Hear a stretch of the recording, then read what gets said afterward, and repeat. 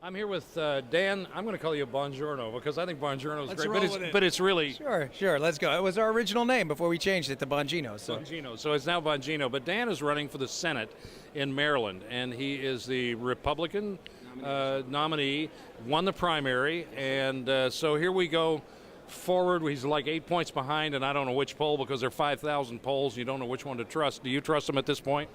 I don't. I think we're actually less than that because we're out on the streets and my opponent is not. I mean, we're there every day. Showing up matters. That's the first lesson in politics. And my opponent's a 45-year incumbent. Nice guy, but 45 years is kind of enough. Time to wrap it up and move on into retirement. The thing I just don't understand as a citizen is why these guys stay for life. I guess it's just because you can. And then I go back to Jefferson and all these people saying, you know, once you taste that power, it's very, very difficult. It's so intoxicating. It's very difficult to give it up. And I get that because being a celebrity, a lot of times I'm treated very specially. I get to go to the front of the line. I get people to take me here and do that.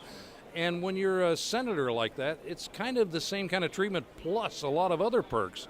So I get it. Are you, I guess what leads me to this question with you, would you be willing to sign a term limits pledge? Absolutely. I've run on it, as a matter of fact. Oh, have you? Yeah, when you think back to our founding fathers, what did King George say about Washington? When Washington willingly gave up power. He could have won re-election with 85% of the vote, an absurdly high number.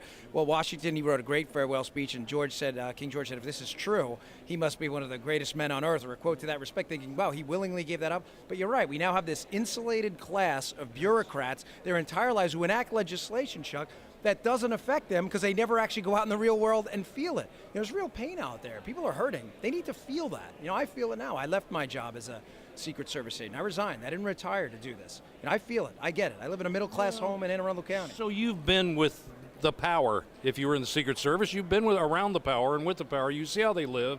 You see what they do.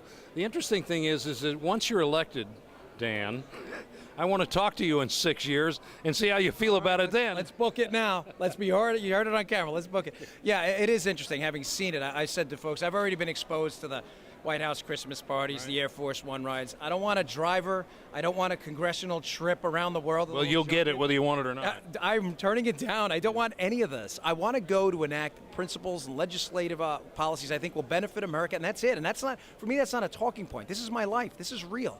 Like I said, I live in a 1,500 square foot home in Severna Park. I'm not the multimillionaire. My opponent is, yet he begrudges capitalism. Well, wait a minute. Did he go in as a multimillionaire 45 years ago? He actually comes from a relatively wealthy family, but he has increased his wealth in office. And, we have a generation right now of political celebrities, not citizen legislators anymore. That's what they are. Everybody wants to be the next talking head or the next K Street lobbyist.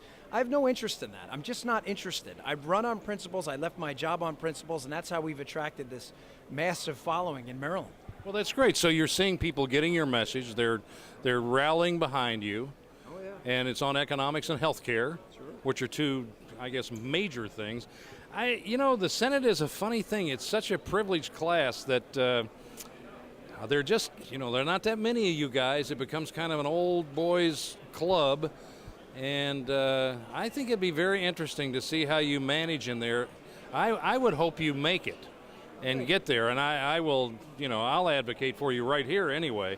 I want to share something with you that you may be familiar with. And I've done this several times around here with different people, sharing what I found about 2 weeks ago that George Washington said. And I, like George Washington, obviously knew a lot of things he said, but I never heard this. And he's describing what government is and what it is not. And he says, and I'm just going to lay this out to you. He said, government is not reason. So when you get to the Senate and you try to be reasonable, you won't get pushback. You just get unreason because government is not reason. He was right. Government is not eloquent. There's nothing about government that's eloquent. No, he was right. And then he said government is force. That's basically what it is. It's like fire. It's a dangerous servant and a fearful master. And that's what government is. Isn't that well? Oh, you brought a smile to my face. Isn't it true? No, you were right. Government I was... wish everybody knew that. Right, we have a constitution of negative powers, what the government can't do to you, because it was understood that what Thomas Sowell calls the anointed ones, in his book, The Vision of the Anointed, when you turn over your freedom and liberty, liberty is a zero-sum game. When I turn over my economic freedom to you, when I pay you more money in taxes, I now work for you a greater percentage of the time. It should come with a heavy price on their side. That's not what we do anymore. We have a document of negative liberties because they understood when they turned that freedom over to a bureaucrat, there was a corrupting process to it. I mean, everybody agrees we need a good military, police, fire, corruption-free court system. Government was reserved for areas of mass agreement. Nobody agrees we should have given money to Solyndra. That was not the role for government. Well, see, the problem is we know what the role is not for government. We see that they abuse it. The problem is we see absolutely no retribution for it. No one really holds anybody accountable. That's where the American people, I think, get so disturbed, is when they see all of this go on, and then everybody said, we'll have a committee to form a bureau to get to the ding, and it just dwindles down to finally blip, and it's gone.